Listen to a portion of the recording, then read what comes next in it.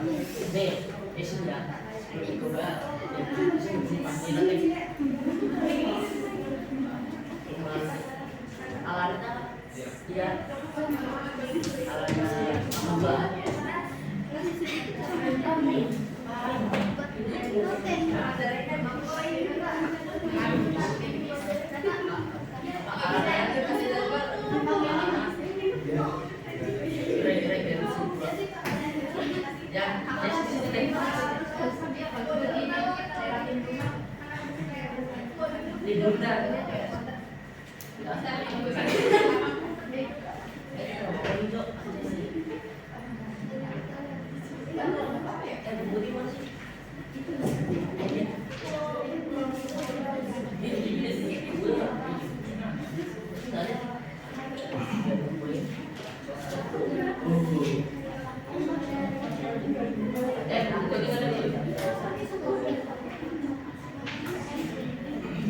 Oke, bismillahirrahmanirrahim. Sudah mulai ya.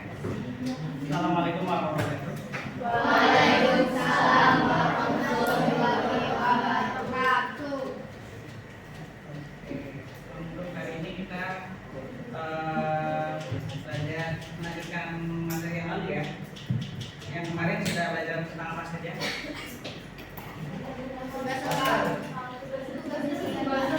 Terus belum pernah masuk pelajarannya. Pada saat ini apa? Disampaikan apa?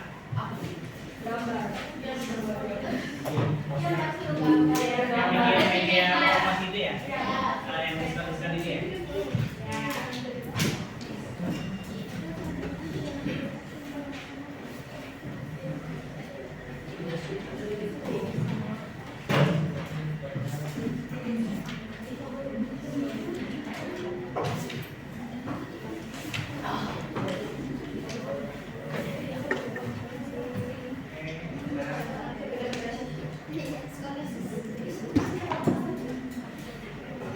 Oke, Bapak bisa dulu ya. Kelas 10 A. Nanti silakan kalian sebutkan satu aplikasi yang paling kalian kuasai itu apa ya? Aplikasi yang paling kalian kuasai, yang paling kalian sering buka ya. Kita mungkin ya. Oke, dengan kalian, dengan teman-teman di kelas 11, 12, itu juga kayaknya Bapak ada 60 lebih ya, 60 lebih. Mau jadi kan? Join aja. Oke. Ya, kita mulai ya. Kita mulai dari yang pertama. Jadi sudah paham ya, nanti kalau namanya disebutkan kalian bacakan atau kalian sampaikan aplikasi yang paling kalian kuasai atau kalian sukai apa aplikasi digital ya. Karena semuanya Bapak yakin sudah terintegrasi AI gitu ya. Yang pertama, Aisyah Nurmadani. Mana itu? Ya, TikTok. Ataupun Nisa. TikTok juga. Amalia Putri. TikTok. Oke. Anastasia. TikTok. Anissa. TikTok. Oke. Kemudian boleh yang lain ya, misalnya game juga nggak apa-apa. Saya kali bukannya Mobile Legends nih. Sampaikan ya. Oke. Audrey. TikTok. April. TikTok juga. Dia minta tolong dia sudah dimulai. Udah, Bapak. Aska. Roblox. Oke. Bapak tadi malam lihat ada tayangan di TV kalau tidak salah yang Roblox juga ya. Nah, tadi malam temanya tentang apa? Yang bikin bangunan lantai 3 ya, bikin rumah yang kelihatannya kayak mewah gitu ya. Biasanya ciri-ciri rumah mewah itu lantainya minimal 2 lantai, kemudian ada liftnya. Bapak lihat dari waktu bangun dari awal sampai dari lantai 3 gitu ya. Kemudian Azam Mobile Legends Pak. Mobile Legends. Cynthia FF Ismail. Oke. Cornelia TikTok. Reina. Lolos. Dewi. Apa? FF juga. Tapi bukan yang suka duduk di tengah jalan kemudian dipindahin kan? Ya. Ini kan anak FF gitu ya, katanya kalau lagi main game jangan digantung. Pak Kira, Mas Hakim ya. Paras, ML, Legend. Bukan Nisa, sudah. Afiza, TikTok. Kasna, Webtoon. Saya baca komik. Webtoon apa? Komik ya? Webtoon itu berarti yang di line, atau ada sendiri? Ada sendiri sekarang. Ya, dulu Bapak lihat Webtoon dari line, ya, tapi line-nya sudah diansal. Nah, Kayla, TikTok, Kimi, Legend, Natasha, TikTok, Naila, Instagram, masih ada Arman, Kit, ya. Kemudian Nazwa, TikTok, Nurul Alfa, TikTok juga, Putih, TikTok, Ratu, Twitter, yang paling update biasanya sama sisi yang terkini gitu ya, tapi paling gambar komentar-komentarnya ya. Nanti di filter ya. Satu, Ceripaya, TikTok, Rosina, apa itu? Wetpad, oke. Salsa Maura, TikTok, Salsabila, Instagram, Wafa, berarti yang tidak hadir hanya panggilan saja ya?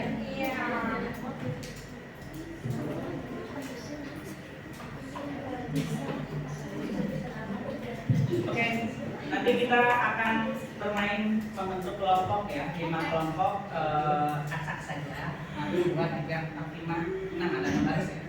Nanti kita buat 5 baris ya. Tiap anggota kelompok berarti sekitar 6 ya. Kalau sudah sisanya 30 berarti setiap kelompok sama dengan 6. Kita mulai hitungannya dari mana nih? Hitung 1 sampai 5. Nanti setelah itu langsung dari belakang. Kan? 1, 2, 3, 4, 5, 1, 3, 4, 5, 1, 2, 3, 4, 5, 1, 2, 4, 5.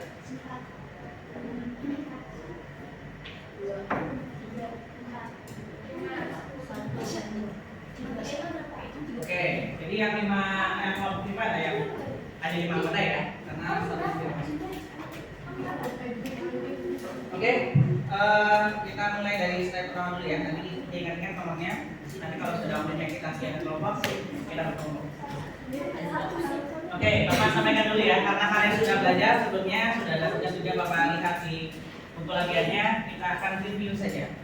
Review materi tentang coding KA, khususnya di bab yang pertama itu apa? Problem solving ya, ada computational thinking. Jadi di sini tujuannya tadi supaya nanti kalian bisa mengintegrasikan teori dengan aplikasi prakteknya ya dalam konteks farmasinya ya melalui berbagai pembelajaran yang beragam. Problem solving. Jadi kalau problem solving kalau dari kata-katanya apa itu artinya? Penyelesaian masalah. Berarti apa ini? Kemampuan untuk mengidentifikasi masalah, menganalisisnya secara sistematis dan merumuskan solusi yang efektif. Nah, ini 3 kata kunci yang menjadi dari proses problem solving ya. Jadi mulai dari mengidentifikasi masalah, menganalisis masalah secara sistematis, lalu merumuskan solusi yang efektif.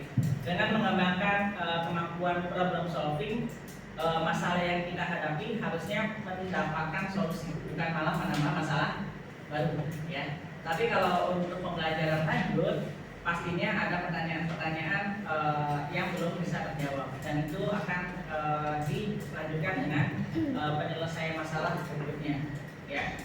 Kemudian yang berikutnya, ini cara problem solving ini efektif untuk menemukan jawaban, tetapi juga melatih kalian untuk berpikir kritis dan kreatif. Jadi tidak hanya solusi yang didapat, tapi prosesnya juga lebih penting. Proses berpikir kreatif, ya, dan kritis. Lalu dalam konteks kehidupan nyata di dunia farmasi ini sangat relevan, ya, diantaranya contohnya apa? Contohnya apa? Contohnya kalian sudah sakit berhari-hari. Kalau sudah belajar farmasi misalnya demam, gitu ya, sakitnya demam. Kalau sudah demam biasanya gimana caranya supaya sembuh? Minum obat. Obatnya apa? Obat yang ada kandungan namanya paracetamolnya. Untuk paracetamol itu fungsinya untuk apa? Demam, gitu ya. Berarti itu dilakukan dulu. Nah, ketika sakitnya masih berlanjut, gitu ya, apa langkah selanjutnya nih harus dilakukan? Periksa ke, tapi pastikan dulu istirahat yang cukup, ya. Perbaiki pola makannya, minum obat, ya. Lalu kurangi aktivitas yang beratnya. Lalu sudah dilakukan semua, yang masih berlanjut, segera periksakan ke dokter. Itu adalah salah satu tahapan-tahapan untuk menyelesaikan masalah. Kalau kalian masih muda, ya, tapi tidak menutup kemungkinan juga kalau yang muda itu juga ada yang sakit berat, gitu ya. Tapi umumnya sakitnya belum yang ke arah yang komplikasi, misalnya kolesterol, gitu ya. Wah, kalau masih muda sudah kolesterol kan ada yang salah nih sama pola hidupnya, gitu ya. Contoh, nah di sini problem solving ini berjalan prosesnya, ya. Jadi kalau kalian mendapati pasien seperti itu, gitu ya, atau untuk perawatan diri di rumah, kalian bisa memberikan solusi yang terbaik berdasarkan keterangan yang masuk, gitu ya. Kalau gejalanya begini, nanti dikasih sarannya solusinya apa. Nah, kalau masih belum kerjaan baik, nanti ada tahapan pemecahan masalah. Oke, yang berikutnya. Kalau computational thinking atau berpikir komputasional, konsep dasarnya ada berapa macam? Ada 4. Apa saja? Ada dekomposisi. Ya, apa itu dekomposisi? Dekomposisi adalah apa? Pemecahan masalah menjadi bagian-bagian yang kecil supaya bisa dikurai masalahnya, lalu diselesaikan satu persatu, gitu ya. Misalnya kalian dapat satu paket soal itu apakah dikerjakan langsung sekalian? Tidak, dikerjakan dari yang paling mudah dulu biasanya, ya. Dikerjakan dari yang paling mudah dulu supaya efektif waktunya, supaya moodnya juga tetap terjaga. Kalau misalkan kita sudah langsung ketemu soal yang sulit, aduh udah mentok, dan nanti di bawah healing keterusan, ya. Akhirnya tugasnya nggak selesai. Nah, kemudian yang berikutnya apa? Pattern recognition. Apa artinya? Pengenalan pola. Pola itu seperti apa? Misalnya yang paling sederhana, pola bilangan genap berapa saja? 2, 4, 6, 8, 10. Pola bilangan kuadrat berapa saja? 1, 4,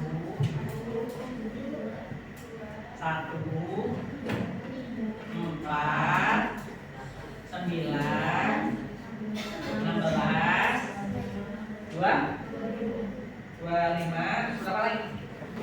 36, terus 49, terus berapa?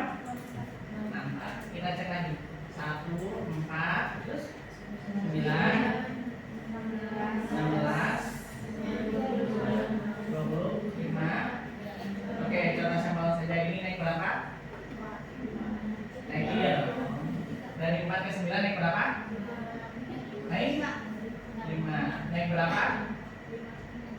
7. Naik berapa? Naik berapa? Ini bilang apa? Ganjil. Nah, ini polanya pola bilang ganjil ya. Ini pola bilangan warna gitu ya. Nah, kemudian kalau bilangan pangkat 3. Jadi kalau kalian nggak hafal, misalnya dari 36 ke 8 pangkat 2 berapa gitu? Tambahkan berapa? 11. Tambahkan 13 dong. Kan kalau polanya bilang apa? Ganjil ya. Berarti tambahkan 13 jadi 49. Lalu tambahkan tambah 15 jadi 64. Ya.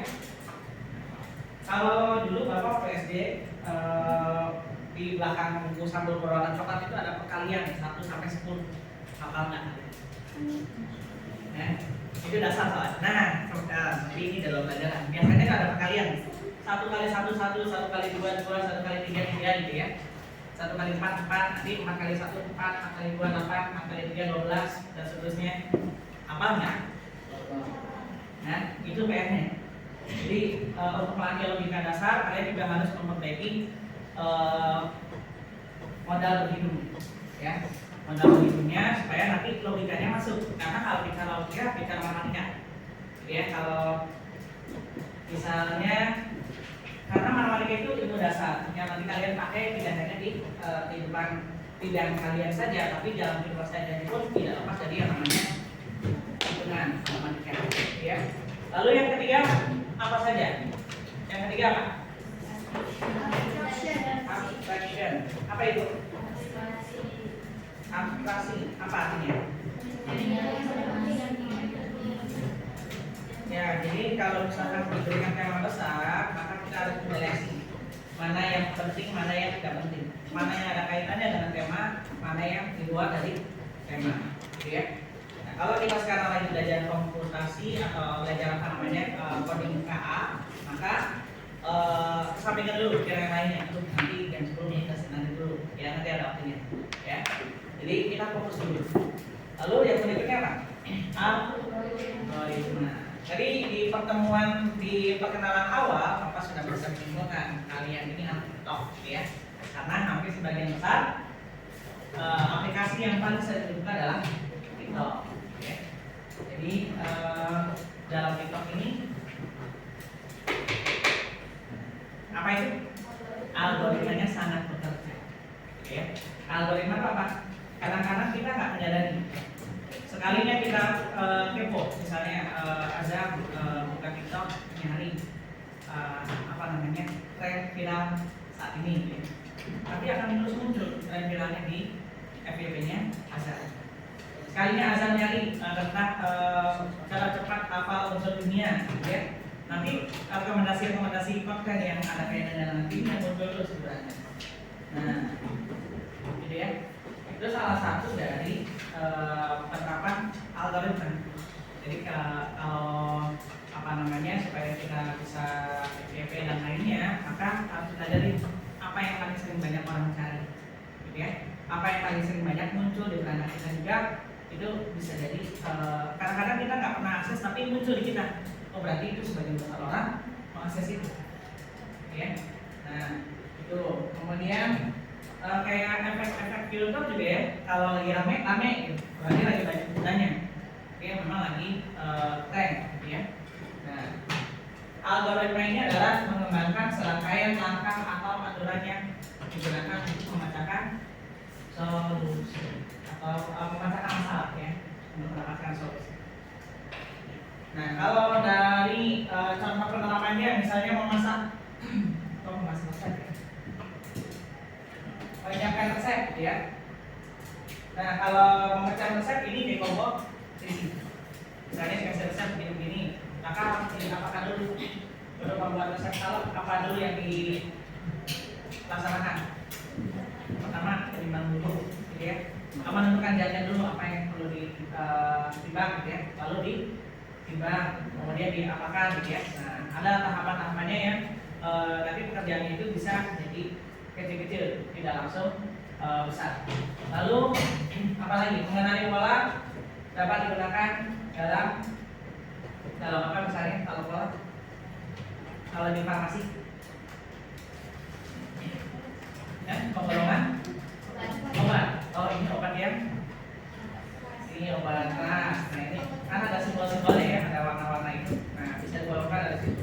Nanti untuk ditempatkan di rak displaynya atau rak layanan atau di rak belakang ya. Nanti kan kalian juga supaya mudah mencarinya, tapi harus menggunakan pola itu ya. Lalu mengabaikan dengan alat masak yang tidak penting ini namanya memasak ya, tapi bukan memasak resep. Nah, misalnya kalau kita mau membuat kue bolu, perlu wajan nggak? Perlu buat manasin margarin misalnya. Nah kira-kira perlu kalau bikin bolu nih perlu apa ya? Perlu saringan nggak? Saringan ini, saringan perlu buat apa? Ribu ya.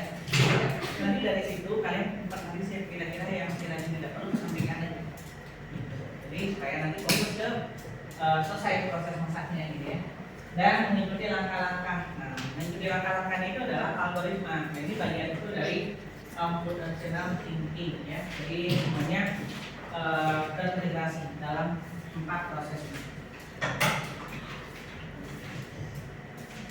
Kira-kira masih lama nggak ini? Menurut kalian masih lama nggak? Masih ya. Tapi cepet kok, cuma 1 slide ya. Ini contohnya nih, apa ini? Langkah aplikatif problem solving dan computational thinking. Kelihatan nggak tulisannya? Nah, ini bisa dibaca lagi di rumah ya. Bapak akan sampaikan dulu. Pertama misalnya problem solving tadi tahapannya apa? Mengidentifikasi masalah. Jadi apa sebenarnya yang perlu dikerjakan? Nanti di sini tentang kumpulan data dan fakta di dalamnya, dianalisa, lalu cari solusinya. Lalu mencari solusinya dengan cara menyusun algoritma, langkah-langkahnya apa saja. Nah, kemudian diuji coba, ya. Dari apakah solusinya bekerja, maka kita perlu yang namanya simulasi, uji coba, ya. Dan kalau sudah di simulasi, sudah diuji coba, pasti ada koreksi. Nah, ini masuk ke catatan evaluasi, ya. Contohnya soal manajemen stok di apotek. Nah, misalnya kita menghadapi masalah stok obat yang kosong di apotek, kita bisa mengidentifikasi pada pola penjualan. Hari ini terjual berapa, besok terjual berapa, kemarin-kemarin terjual berapa. Jadi kita harus pesan lagi kapan. Nah, dari pola itu kita bisa memetakan kira-kira sekali belanja supaya misalnya pedagangnya sama dengan pedagang yang lainnya, misalnya pedagang besar farmasinya ya, penyetoknya sama. Maka kita juga harus melakukan analisa dengan produk stok yang lainnya, gitu ya. Nah, untuk ini nanti sekali pesan berapa? Kalau misalnya setiap minggu dagangnya atau setiap Senin, setiap apa gitu. Nah, dari situ kita bisa analisis kebutuhan, ya, dengan algoritma sederhana dan menyusun sistem pengingat untuk ulang pemesanan ulang berikutnya. Kemudian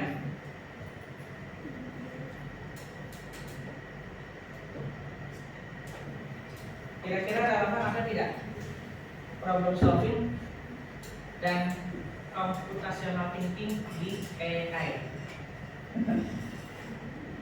Relevan atau tidak? Sangat relevan ya, karena ya ini menjadi dasar untuk pengembangan kecerdasan AI itu proses belajarnya terus menerus ya, berdasarkan input data yang kita masukkan. Jadi kita sebagai user juga harus bisa menguasai polanya gitu ya. Jadi harus bisa membuat prompt yang efektif supaya nanti hasilnya juga sesuai dengan keinginan kita. Jadi AI ini bekerja berarti maksimal kalau misalkan kita gunakan untuk yang baik ya. Jadi jangan sampai disalahgunakan. Pasti kalian juga pernah dengar ya kasus-kasus yang belakangan ini ada tentang penyalahgunaan AI di dalam belajar. Apakah ada korbannya teman kalian? Ada ya. yang seperti itu adalah contoh penggunaan AI dengan tidak bijak, ya, melanggar hukum, ya, hati-hati. Jadi kalian kalau menggunakan AI juga perlu memperhatikan aspek ITE-nya, ya. Jadi konteks ITE sekarang sudah masuk ke undang-undangan, jadi tidak boleh sembarang digunakan untuk penyalahgunaan itu. Karena akunnya, rekam jejaknya itu akan tetap di apa namanya, di web historinya, ya, histori aplikasi yang kalian pakai. Ya, jadi kalau bahasa agamanya Allah melihat malaikat kan, ya, dan kita jadi pengawas di kita supaya kita juga mengaksesnya untuk yang baik-baik.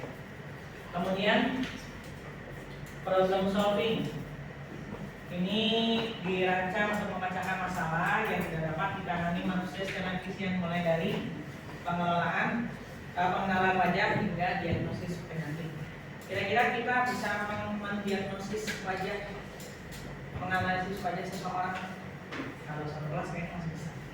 Bapak bisa menunjukkan yang belakang Azam, gitu ya.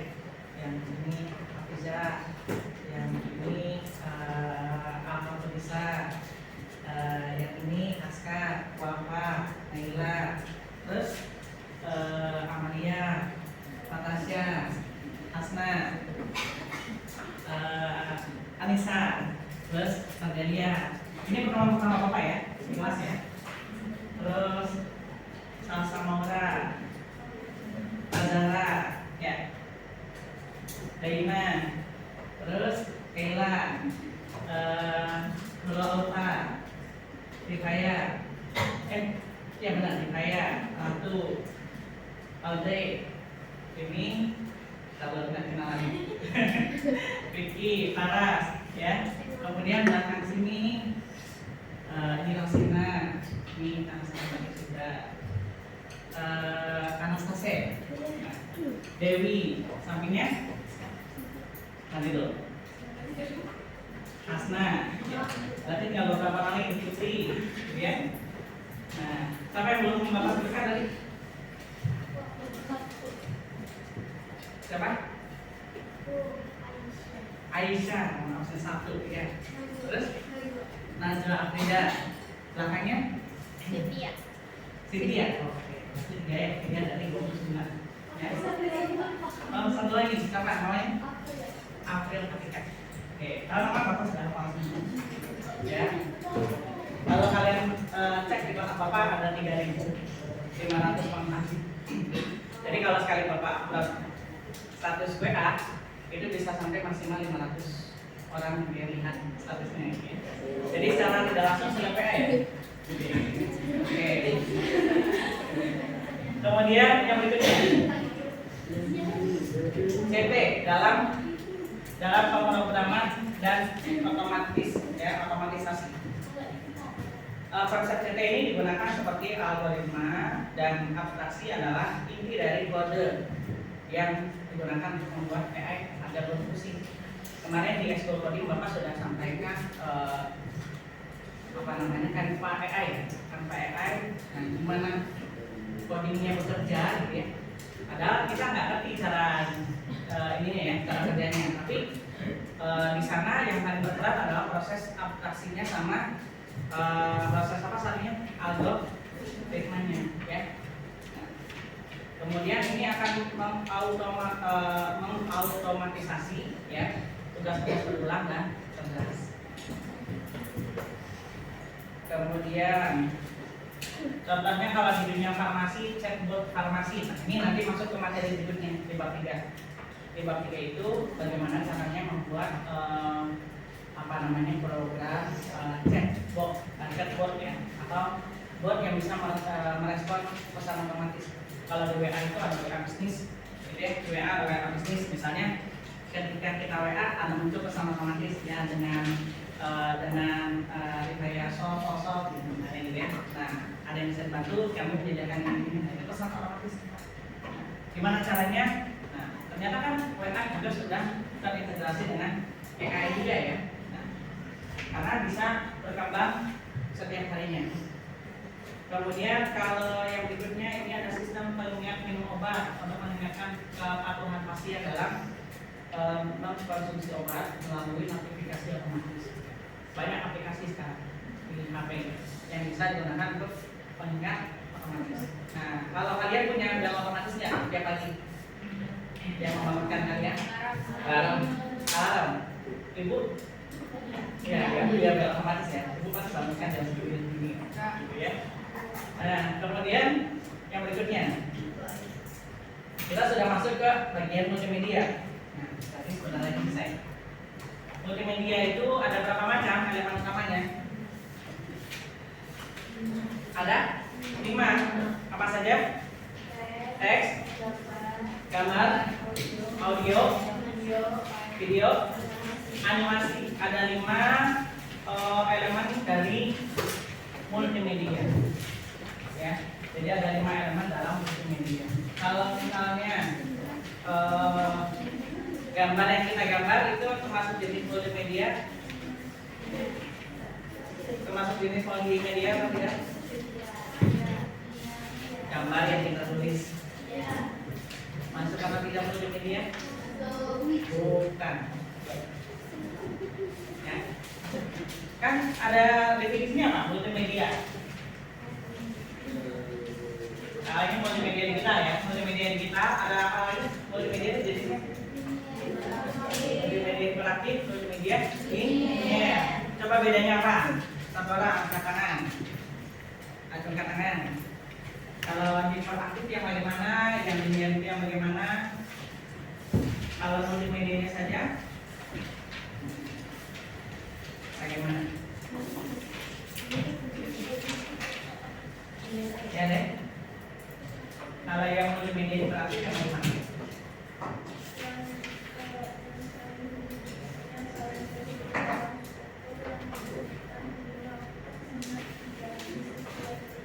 Nah, contoh games itu kan interaktif ya. Jadi kalau kita lihat ke kanan, dia gesernya ke kanan bukan ke kiri. Nah, jadi interaktif. Kalau begitu berarti ada yang kliknya rusak, ya. Kalau tidak sesuai. Kemudian linear, bagaimana linear? Aska.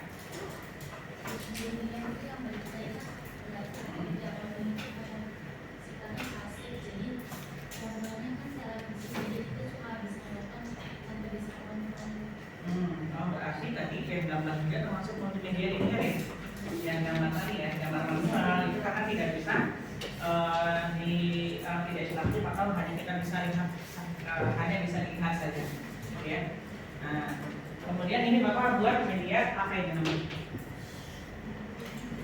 Media interaktif karena bisa apa? Bisa geser-geser ya, bisa geser-geser ke atas bawah. Kemudian nanti bawahnya ini ada yang latihannya tadi ada yang bisa disebutnya games, kita lagi main games di bagian segmen yang tadi. Di dunia farmasi multimedia berperan penting dalam edukasi pasien, pelatihan tenaga medis, ya, dan promosi kesehatan.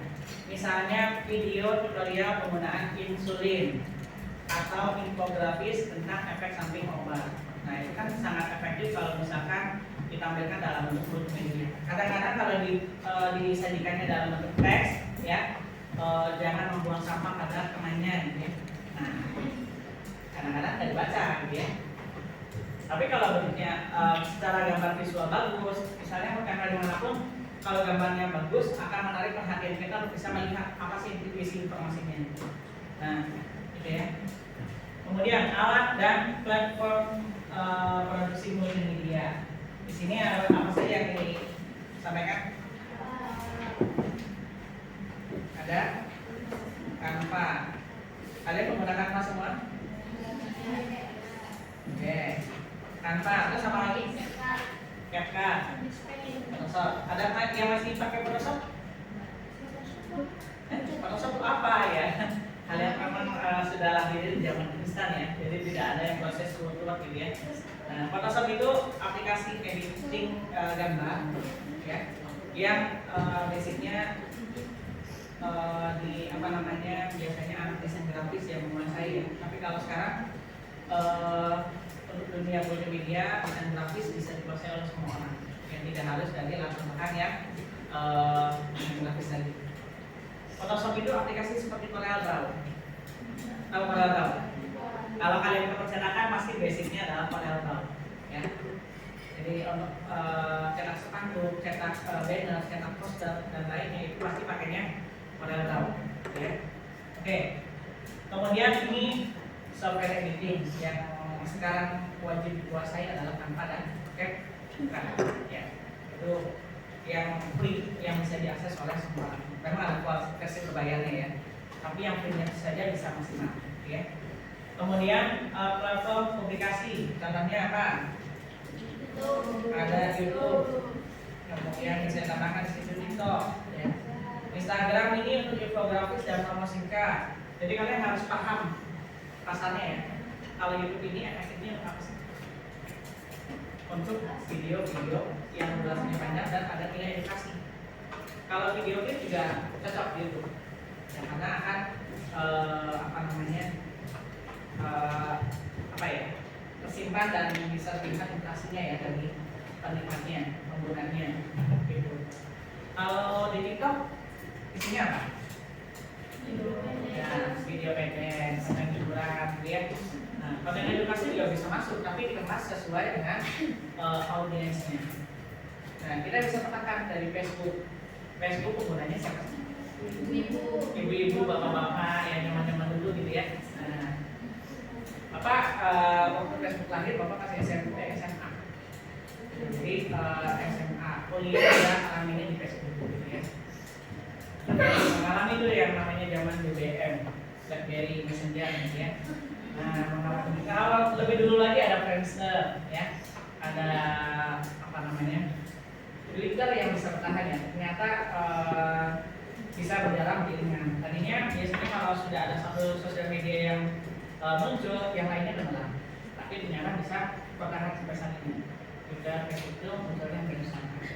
Nah, kemudian Instagram. Nah, ternyata setelah Instagram mulai berkurang ya notisan penggunanya. Ada yang lebih nyaman ke IG, ada yang bertahan di Facebook, ada yang pindah ke Twitter gitu ya. Nah, terus yang ada apa lagi? Yang terakhir adalah TikTok gitu ya. TikTok dengan jangkauan yang lebih luas dan variasi ininya padanya memungkinkan dari pengguna lebih cepat perkembangannya. Tapi memang tetap semuanya base-nya adalah bukan dari kita. Data base-nya ada di luar negeri. Jadi tetap kita harus bijak ya.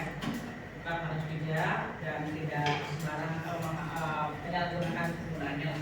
Karena yang namanya database itu ya data kita terekam di digital itu. Kemudian yang berikutnya proses produksi. Apa saja praproduksi? Praproduksi meliputi proses praproduksi meliputi perencanaan, pembuatan storyboard, pengumpulan aset. Lalu kalau produksinya perekaman audio, video, pengambilan gambar, pengeditan awal. Nanti pasca produksi penyempurnaan editing, penambahan efek, distribusi dan evaluasi. Ini secara singkat kalau proses pembuatan film gitu ya, kurang lebih seperti ini. Proses pembuatan media digital, video, iklan dan lainnya pasti tidak melewati tahapan ini, gitu ya. Kalau yang bikinnya langsung pesan, yang pakai AI, ya nggak ada proses, tapi AI-nya memproses dengan proses itu juga, gitu ya. Lalu contohnya video edukasi penggunaan nomor tadi yang sudah disampaikan. Kemudian ringkasan dan untuk bab 1 problem solving dan CT ini kemampuan sosial memecahkan masalah secara sistematis dan logis, lalu relevan di era digital. Ini dua-duanya mendukung PKI. Lalu produksi konten digital multimedia pentingnya menyampaikan informasi secara efektif melalui berbagai media digital khususnya dalam bidang farmasi. Nanti kalian aplikasikan sesuai bidang kalian. Kalau ada hobi lain bisa juga dikenalkan. Kalian formalnya sekolah farmasi, tapi kalau kalian suka fotografi, kalian suka jurnalistik bisa disatukan di bidang-bidang ekonomi. Nah, pesan utamanya ini nanti kombinasi problem solving, computational thinking dan kemampuan mengelola aset-aset digital menjadi multimedia ini jadi modal penting buat kalian bisa berkembang ya. Mari berpraktik nyata untuk menggunakan silakan mulai berkelompok. Kelompok 1, 2, 3, 4, 5. Lainnya semuanya aja. Jadi 1, 2, 3, 4, 5. Yuk. Sebelumnya boleh membuat kelompok juga boleh. Tapi siapkan satu saja di bagian depan. Siapkan satu di bagian depan. Buat nanti ada tulisnya ya. Boleh, boleh bawa bukunya. Silakan.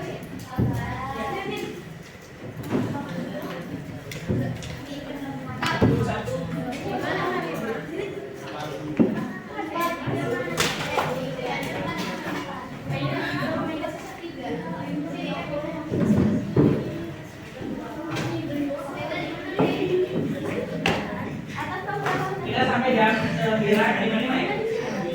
Oke, kita lanjut. Bapak linknya di mana? Silakan, semuanya siap.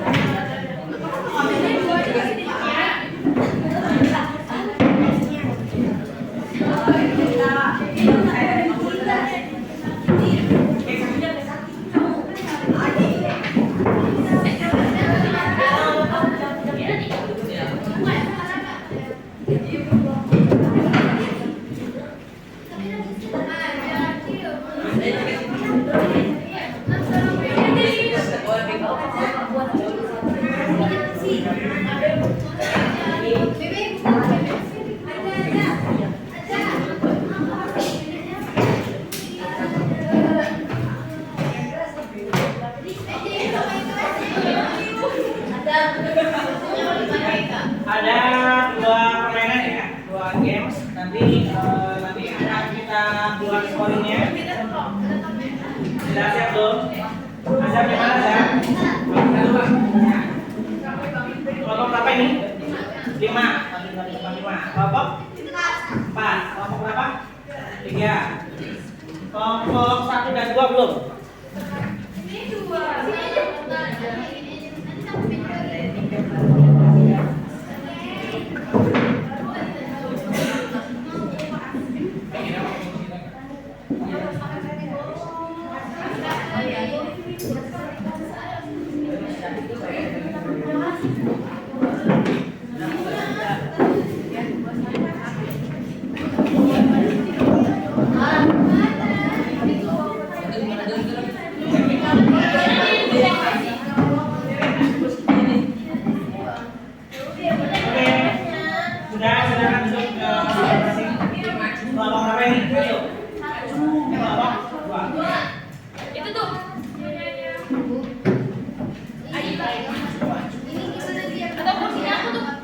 Nanti estafet mouse ya, nanti estafet mouse.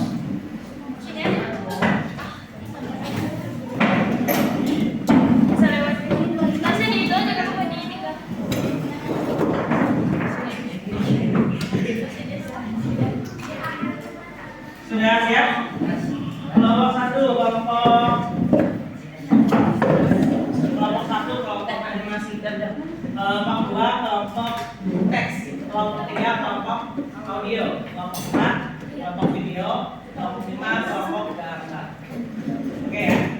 Jadi perhatikan cara mainnya. Nanti akan Bapak sampaikan di akhir ya untuk nilai kelompok.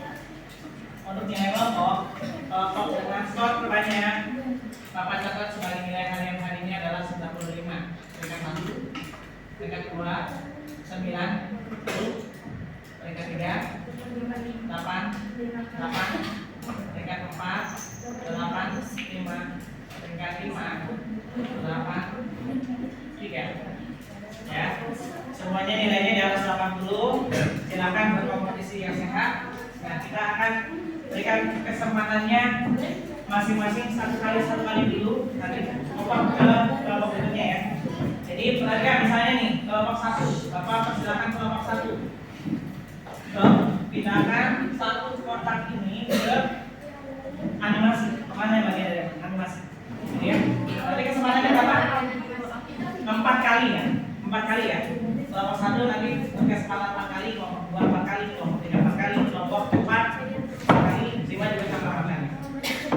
Misalnya ada yang salah apa gitu ya, misalnya ya. Misalnya tutorial di YouTube. Maksudnya mana?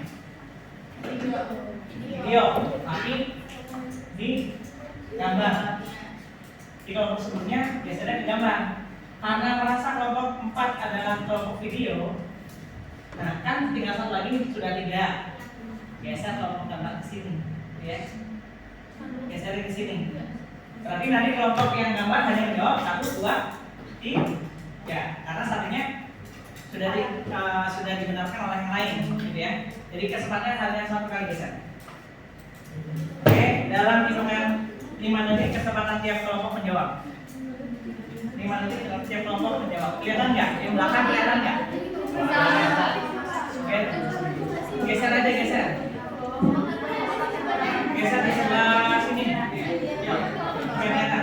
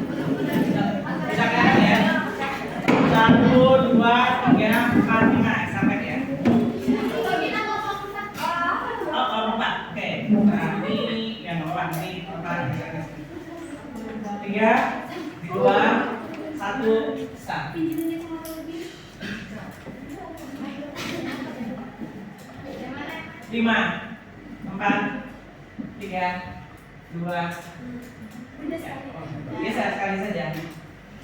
Sekali geser. Oke. 5, 4, 3, 2, 1. Oke. Silakan geser. Kelompok 3, diskusi ya. Oke. Sudah siap? 5, 4, 3, 2, 1.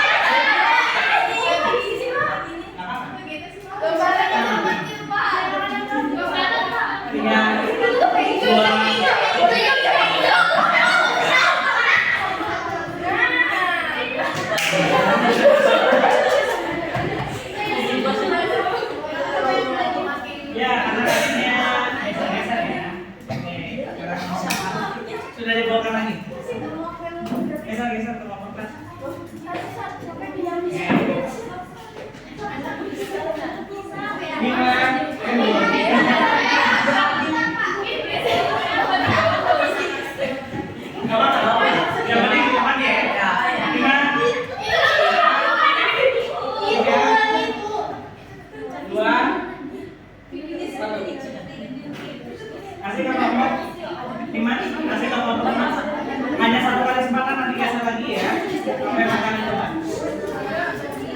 Sudah siap? 5, 4, 3, 2.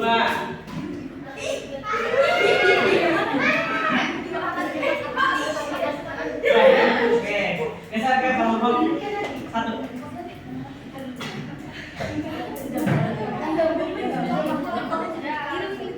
Nah, di sini Pak acak ya. Tadi kanan. 5, 4, 3, 2, 1. Oke, geser ke kelompok 2.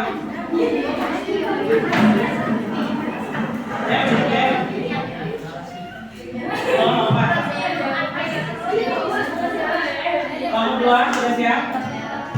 Nah.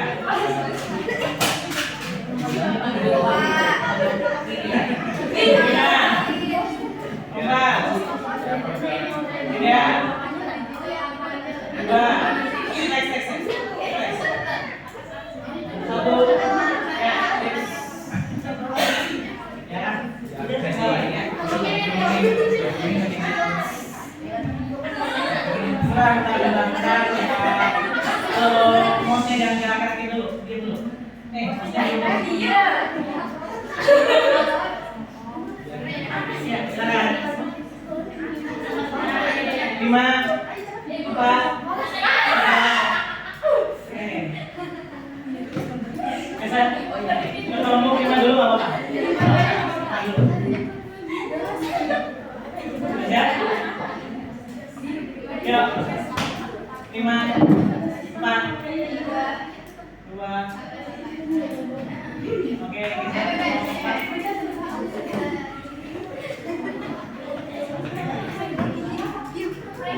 5, 4.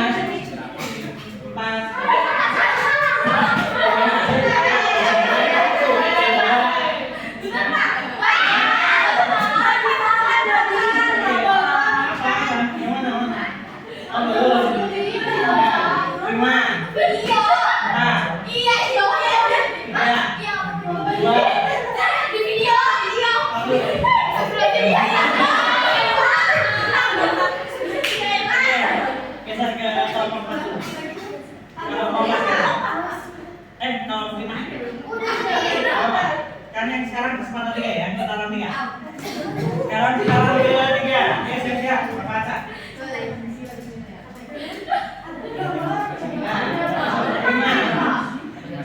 4, 3, 2, 1. Geser ke kelompok 1.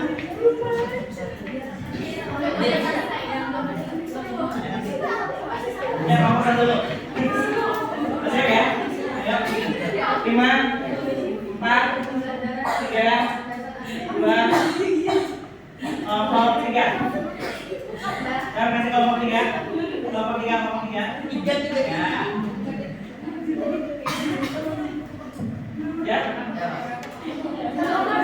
5, 4, 2. Kelompok 2. Yang gimana nih? Videonya 5, 4, 3, 2, 1. Oke, pindah ke kelompok 5. Kelompok 4. Ya. Bukan boleh ini, Pak.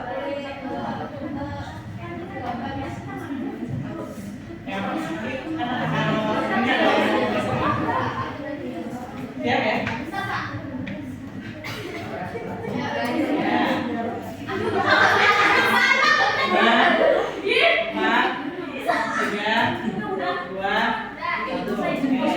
Sekali lagi ya, 1 kali lagi. Kesempatan terakhir ya, yang keempat. 5, 4, 3, 2, 1. Oke.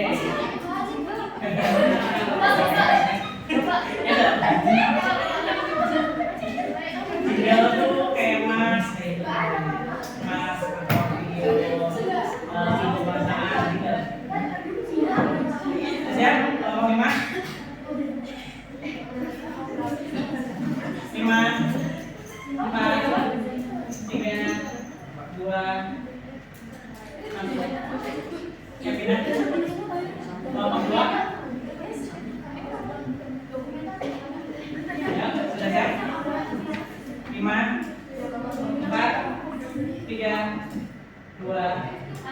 Kelompok 2, kelompok 3. Lahir kelompok 1 ya. Tuntas ya. Ya, oke. Ya. Silakan. 5 4 3 2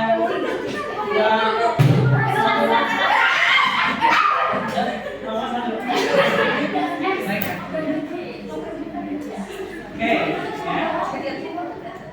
5 4 3 2 Oke, waktu habis dan kesempatan habis. Kita lihat jawabannya. Skornya ya, skornya 20 setiap soal yang dijawab benar. Ya, skornya 20 setiap soal yang dijawab benar. Kita hitung skornya. Kita hitung skornya. Salah ya. Kelompok 1 berapa namanya? 3, kelompok 2 kelompok 1 60, kelompok 2 40, kelompok 3 jawabannya suara. Iya. Benar dulu. Coba kelompok 3 berapa? 1 2 ya? 2 ya? Kelompok 4 3 2. Kelompok 5 3. Oke. Kelompok 5 60 40 ternyata ya. Oke. Siap jawab dulu semuanya. Masuk ke kelompok 2 hanya 5 soal saja yang Bapak menunjukkan 5 soal, kalian jawab dengan cepat ya.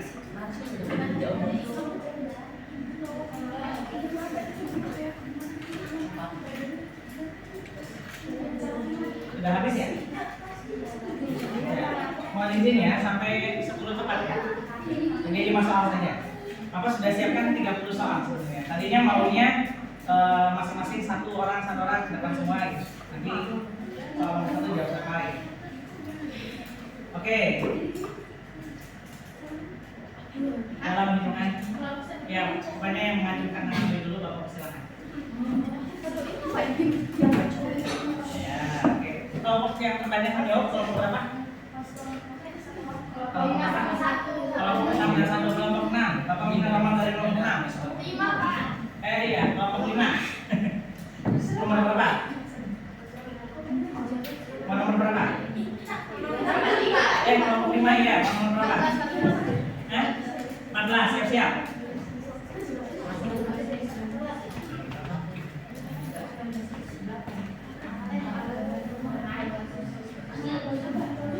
Ya, kelompok 4.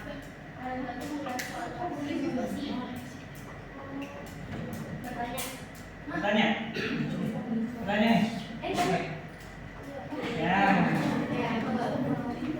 Ini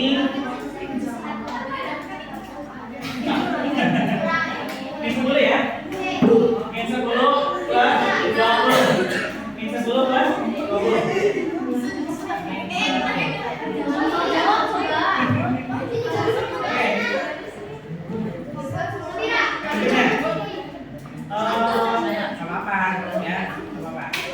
Oke, siap belum? Tadi kelompok 5, kelompok berapa lagi sebenarnya namanya? Kelompok 1 ya?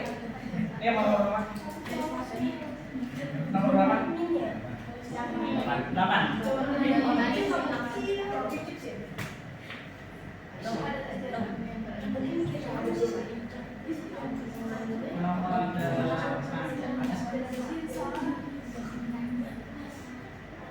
Ya, kelompok 2.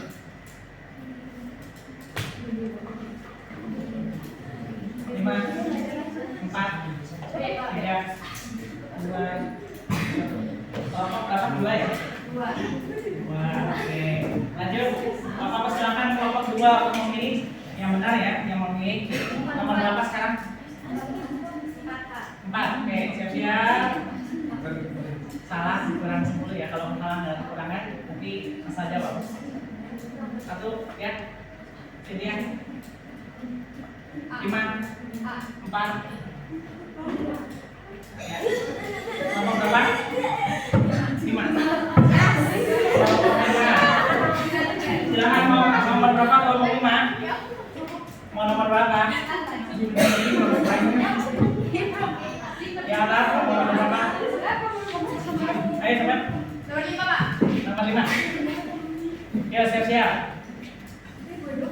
Semuanya yang lain siap-siap. Ya, Hasan. Hasan.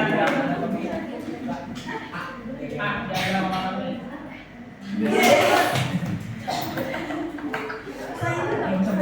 Masih 1 menit lagi ya. 1 menit lagi. Perhatikan jamnya ya. Kenapa berapa kan? Tambah 9. Oke. 29. Ya, Asna. 5, 4.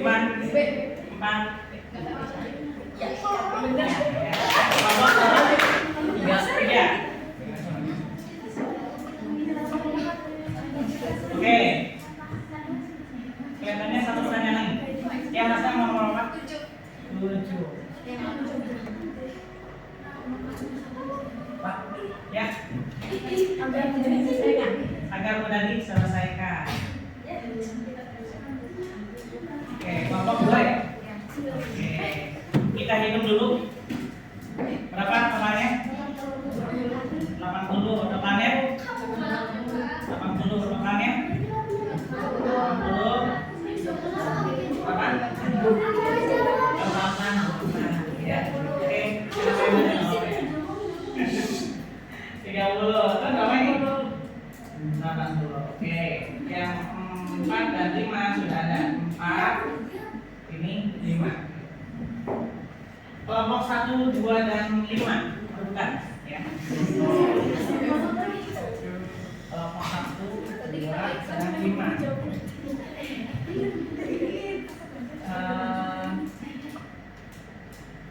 Ya, Andre. 5 dalam pas dalam analisis mendalam. Oke, belum ya? Kelompok 1 kapan 20. 2 soal, satu lagi. Silakan, oke, nomor berapa? 15. Oke, perhatikan 1, 2, 5. 5. Ya, saya. A. Oke, berarti ini urutan 3 ya. Oke, kita lihat urutan satunya 1, 2. Silakan TPM nomor berapa? 6.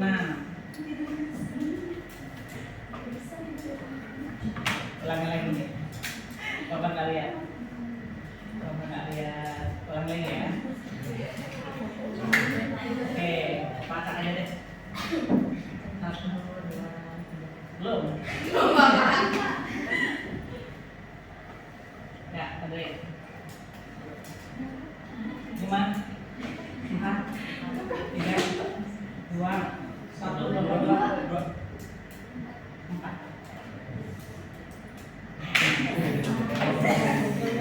Selesai ya, selesai. Tadi urutan 1, urutan 2, urutan 3, urutan 5. Beri applause buat semuanya. Jadi pertemuan berikutnya silakan kalian baca-baca di rumah dulu untuk yang membuat yang ketiga ya, yang ini.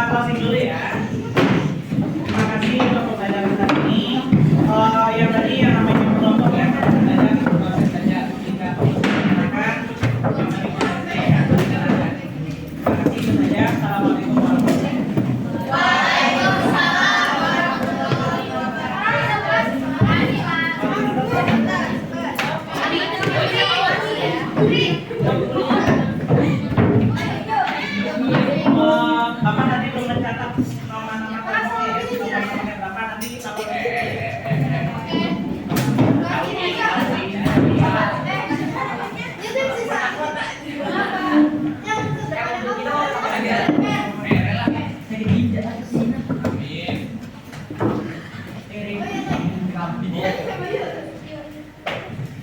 bisa aja kak. Bisa aja. Bisa Pesannya kok. beda. Car. Pusing juga.